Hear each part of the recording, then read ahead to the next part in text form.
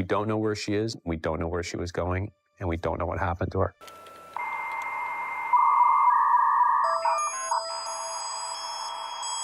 Seen since she crashed on Route 112 in Woodsville. A witness saw her walking away from the accident. Graduate into a nursing career. She was a role model for me. Welcome to Insight Chronicles, True Crime.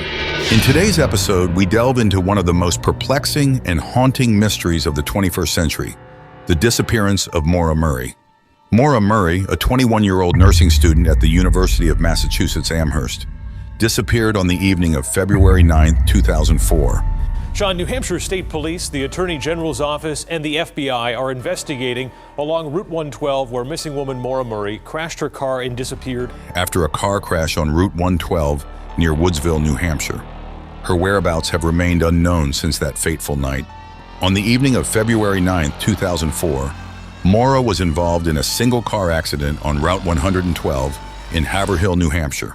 When police arrived at the scene, Maura had vanished, leaving her damaged vehicle behind. Despite extensive searches by law enforcement and Maura's family, no trace of her has ever been found. I mean, we've been going through the woods, all her favorite spots, and we're just looking for somebody just to come out and say something. Kathleen Murray has spent the last 3 days searching for her sister, 21-year-old Maura. The UMass College student hasn't been seen since Monday night when she crashed her 96 black Saturn on Route 12 in Woodsville. Maura was a junior at the University of Massachusetts Amherst, pursuing a nursing degree at the time of her disappearance. Her sudden and unexplained departure from campus, as well as the mysterious circumstances surrounding her disappearance, have made this case a perplexing and enduring mystery. Background: a promising life. Cut short, Maura Murray was born on May 4, 1982, in Hanson, Massachusetts, the youngest of 4 children to Frederick Fred and Lori Murray. Growing up in an Irish Catholic household, Maura had a seemingly normal childhood, excelling academically and athletically in high school as a star track athlete. After graduating, Maura's promising future took an unexpected turn when she was accepted into the prestigious United States Military Academy at West Point, New York. There, she studied chemical engineering for 3 semesters before deciding the military academy was not the right fit for her. Undeterred, Maura transferred to the University of Massachusetts Amherst to pursue a nursing degree. Erin Larkin hosts a podcast about the case. She and Murray were on the UMass track team when Murray suddenly left campus. Tragically, Maura's life was cut short when she mysteriously disappeared on February 9, 2004, at the age of 21 after a single car accident on a rural road in Haverhill, New Hampshire. Despite extensive searches and investigations over the past 2 decades, the circumstances surrounding Maura's disappearance remain a haunting mystery.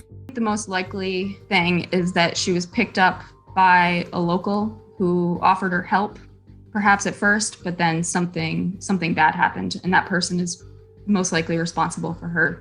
The night of February 9, 2004, around 7:27 p.m., a Woodsville, New Hampshire resident reported a car accident on Route 112 to the Grafton County Sheriff's Department. The resident initially claimed to have seen a man smoking a cigarette inside the car, but later stated that she had only seen a red light, potentially from a cell phone, inside the vehicle. A passing school bus driver stopped at the scene and saw a young woman, later identified as Maura Murray, walking around the car. The driver offered to call for help, but Maura declined, stating she had already called AA, which turned out to be untrue. Frank Kelly walks the spot where Maura Murray crashed her car. He's here just before the snow started to fall tonight, at about the same time of the crash that happened 2 years. The driver then continued home and called the police at 7:43 p.m. Another local resident driving home from work claims to have passed by the scene around 7:37 p.m. and saw a police SUV parked face-to-face with Maura's car, but did not see anyone inside or outside either vehicle. This statement contradicts the official police log, which indicates that Haverhill police arrived at the scene 9 minutes later at 7:46 p.m. According to the official police log, at 7:46 p.m. on February 9, 2004, a Haverhill police officer arrived at the scene of a single car accident on Route 112 near Woodsville, New Hampshire. But the woman driver had disappeared. No one was inside or around the car. The car had impacted a tree on the driver's side, severely damaging the left headlight and pushing the car's radiator into the fan, rendering it inoperable. The car's windshield was cracked on the driver's side, and both airbags had deployed. The car was locked. Inside and outside the car, the officer discovered red stains that looked to be red wine. Inside the car, he found an empty beer bottle and a damaged box of Franzia wine on the rear seat. Additionally, the officer found Maura Murray's Bobby card, blank accident report forms, gloves, compact discs, makeup, diamond jewelry, driving directions to Burlington, Vermont, Maura's favorite stuffed animal, and a book about mountain climbing in the White Mountains. However, Maura's debit card, credit card, and cell phone were missing. What we wanted to do was make sure that we had done everything twice, and wanted to be able to come, for instance, and say to the family, we have searched this area extensively, and we have a very good feeling that we've done everything that we can do to assure that she's not in the vicinity of the crash site. And have not been located or used since her disappearance. The police later reported that some of the bottles of purchased liquor were also missing. Journalist Joe McGee, writing for the Quincy, Massachusetts Patriot Ledger, summarized the incident, stating that at a hairpin turn, she went off the road. Her car hit a tree. At that point, a person came along who was driving a bus. It was a neighbor. He asked her if she needed help. She refused. About 10 minutes later, police showed up at the scene and Maura Murray was gone. Police traced the vehicle to Maura Murray, a 21-year-old nursing student at the University of Massachusetts Amherst, and initially treated her as a missing person, believing she may have wanted to disappear voluntarily based on her travel preparations. But those close to Maura and her family say even if she left on her own, she would have gotten word home. And there's no way that she would ever put her, just the two most important people in her life that I'm aware of, her father and my son, through this nightmare. There's no way. About which she had confided nothing to friends or family, and the lack of obvious evidence of foul play.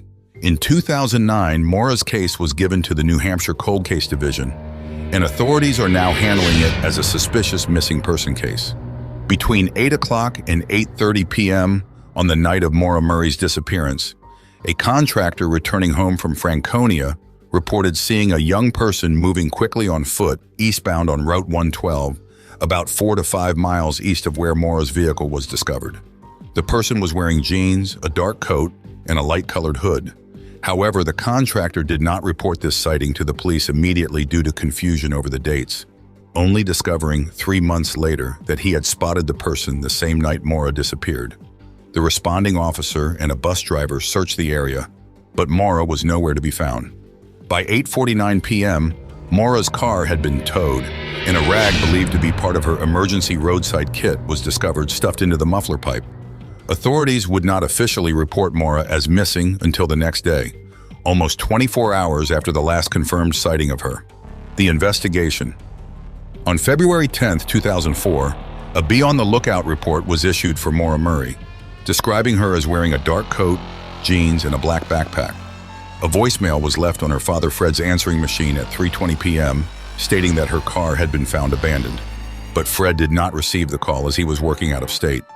At 5 p.m., one of Maura's sisters informed Fred about the situation, and he contacted the Haverhill Police Department, who said a search would begin the next morning if Maura was not reported safe.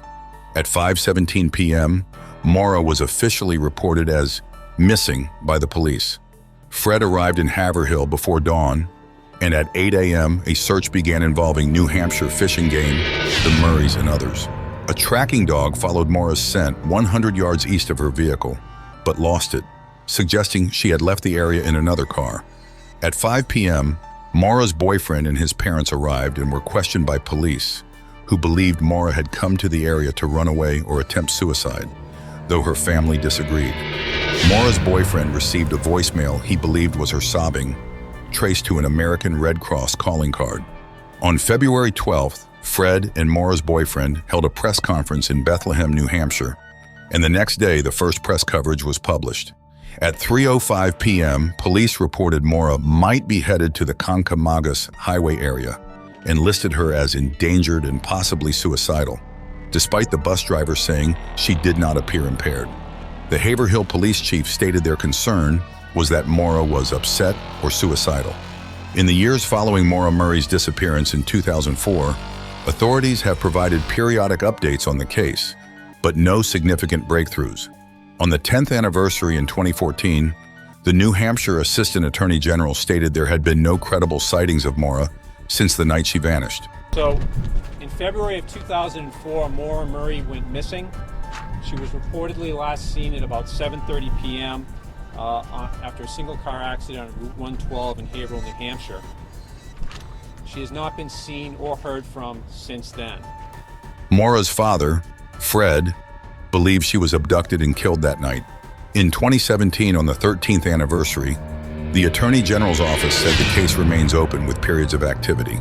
In 2019, on the 15th anniversary, Fred reiterated his belief Maura was dead and expressed suspicions about a nearby house where cadaver dogs responded.